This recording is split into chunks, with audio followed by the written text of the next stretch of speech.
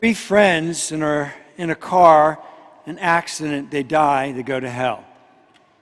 Demon comes to meet them and says, hey, listen, you don't have to suffer as much as long as you don't step on a frog. And the guy's like, what? So a few hours later, sure enough, one of them steps on a frog, and the demon shows up, and he brings an ugly woman to the man, and he ties their wrists together. So the other two pay attention to this, and the other one, the second one, really tries to avoid stepping on any frogs. Apparently there's a lot of frogs down there.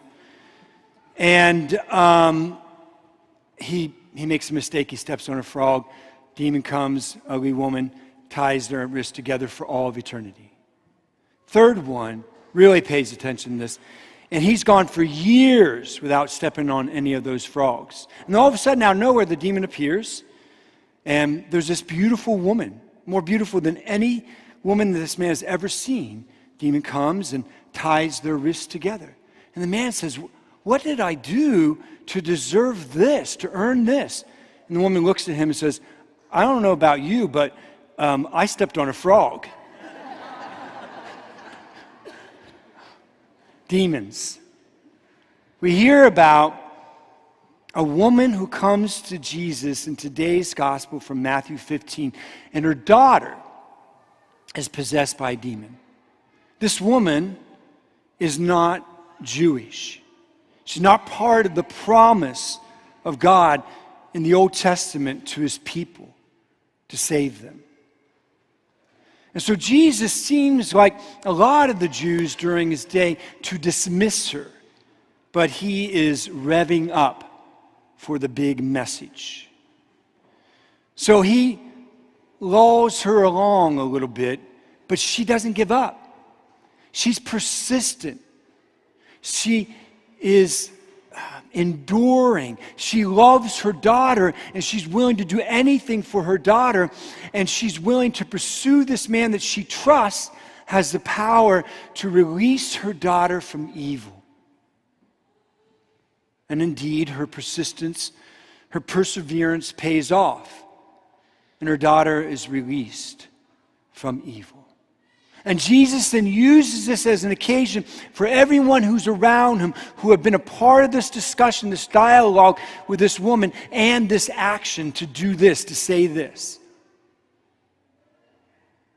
The reason why he's here is not just to save the Jews. The reason why he's here is that he wants salvation for all people. He wants salvation for all people. I'm going to come back to that. Switch gears. I'm going to tell you a story. That's something that happened here recently at our parish mission a few months ago. But first of all, show of hands. Who here struggles with temptation, any kind of temptation? Show of hands. I know I do. And who here has whatever it is that you struggle with, sometimes you struggle with it many times throughout your life? Yeah, a lot of us do, right? Including myself. What to do with that? What to do with that?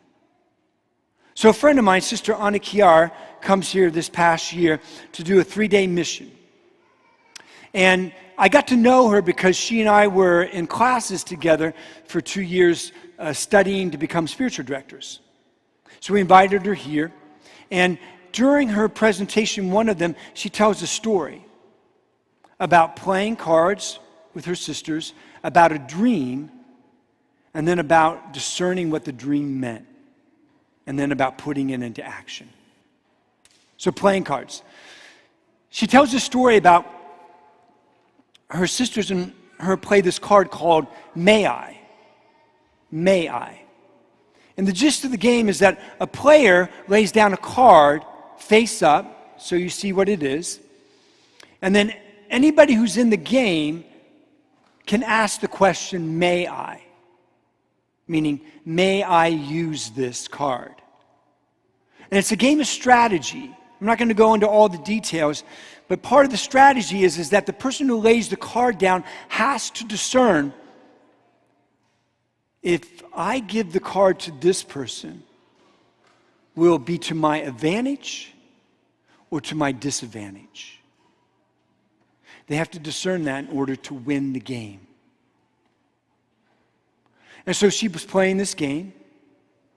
And then the sisters all retire for the evening. She goes to bed. Middle of the night, she has a dream. And in the dream, she's playing the game, may I? And the people around the table are herself, Jesus, and the devil. And the cards that she's laying down are not cards. What she's laying down is experiences of her life, human experiences of her life. So she's laying down the things that she's tempted by, or the sins that she's committed. She's laying down her accomplishments and her ego and her pride and her self-sufficiency. She's laying down the good and the bad. And as she lays down each one of them, Jesus says to her, may I use this? May I use your temptation? May I use the sin that you've committed? May I use this thing? But also, Satan is saying the same thing. May I use this temptation? May I use this sin? May I use your struggle with self-esteem? May I use fill in the blank? And with each one, she had to make a decision. But she first had to do this, and this is the Ignatian 3 steps of discernment that she and I learned in school. Awareness, understanding, and action. She had to become aware of what was going on, like what she's tempted to. She had to understand where it was coming from, how it would affect her, the consequences on she said yes to it or no, and so on. Understanding. And then she had to act. Make a decision. Am I going to give it to the enemy, who is always going to use it to destroy me? But remember, this is a game of strategy. So the enemy will often say, hey, let me use this thing that you're feeling, that you're thinking, and that you want to act upon, or that you already acted upon. Let me use it. And he's in it for the long game. Let me use it to give you pleasure now, to make you feel good now, to bolster up your ego now, or whatever. Let me use it. And there's an immediate also, like sometimes a rush or a reward. But he's a strategist.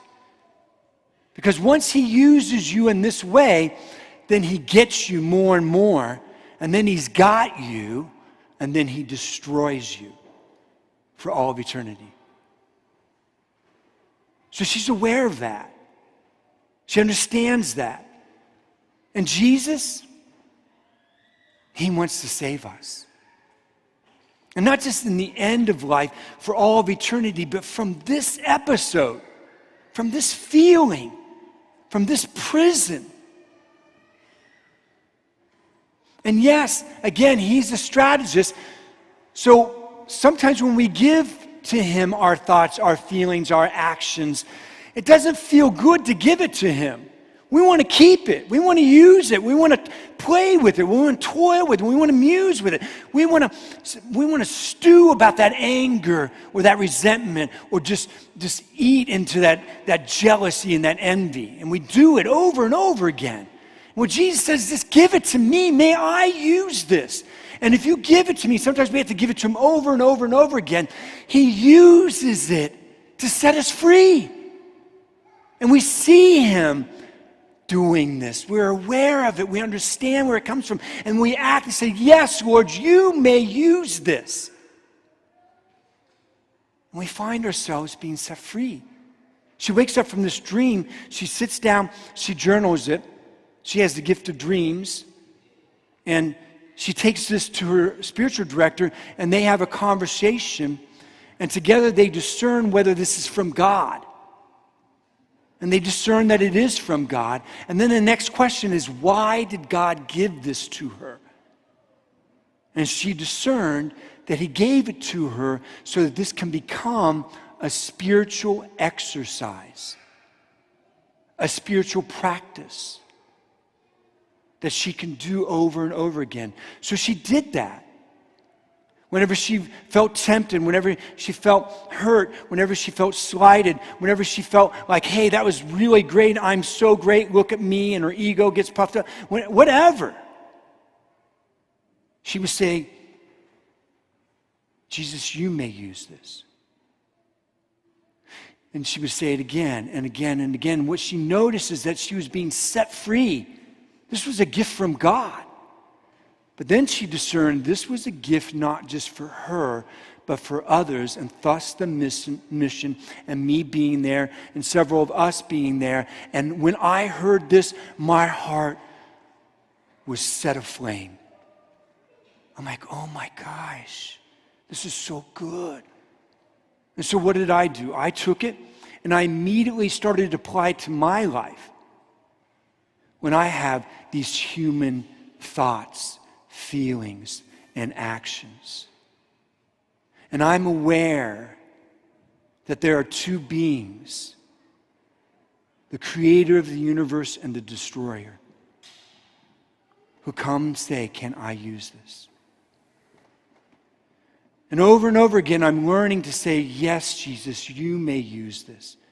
And as I've done this for several months, there have been areas of my life that I have struggled for years that I am being released from. And it is so sweet. Jesus wants salvation for all people. We hear this in Matthew 15. But here's the deal. He wants salvation for you. The key word is wants, but he won't force it on you. You have to want it too. And you have to want it day in and day out with your thoughts and your feelings and your actions. And whether or not then you receive that gift and live that gift of salvation, and not just at the end of life, but here and now from day to day, depends on who you listen to and who you say, yes, you may use this.